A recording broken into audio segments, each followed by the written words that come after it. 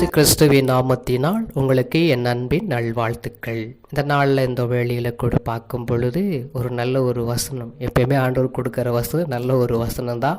இது குடும்பத்தை குறித்து ஒரு வசனம். அப்படி என்ன வசனம்? நீதிமொழிகள் 18ஆம் அதிகாரம் 22வது வசனம். மனைவியை கண்டடைகிறவன் நன்மையானதை கண்டடைகிறான், கர்த்தரால் தயவு பெற்றுக்கொள்கிறான். அல்லேலூயா.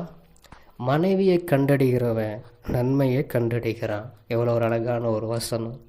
ஒரு குடும்பத்தை கட்டி காக்கிறது ஆணும் பெண்ணும் இருவரும் சேர்ந்து கட்டி காப்பது. அதே போல் ஆணுக்கு நிகராக பெண்ணும் பெண்ணுக்கு நிகராக ஆணும் இருப்பது ரொம்ப சந்தோஷம்.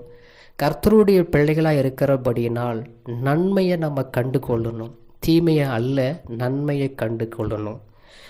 நமக்கு கிடைக்க வேண்டியதை நம்ம என்ன பண்ணணும்? பெற்றுக்கொள்ளணும்.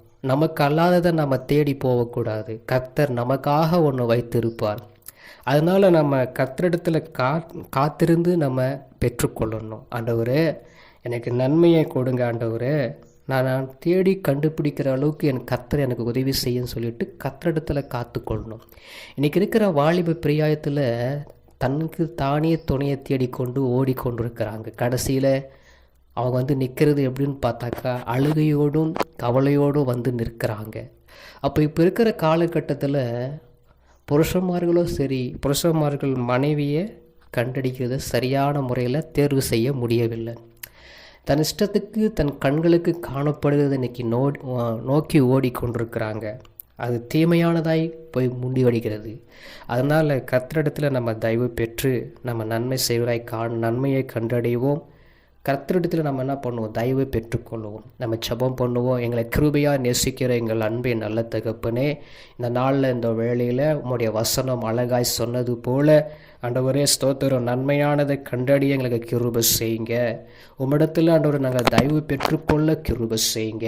இந்த நாள் முழுவதும் நன்மையை கண்டறிய கிருபை கொடுங்க. மனைவியை கண்டடைகிறவன் நன்மையை கண்டடைகிறான். ஒரு குடும்பத்தை கட்டி காக்கவும் குடும்பத்தை எழுப்பவும் எனக்கு நன்மையானதை கொடுத்து நடத்தும்படியாக ஸ்தோத்திரம்.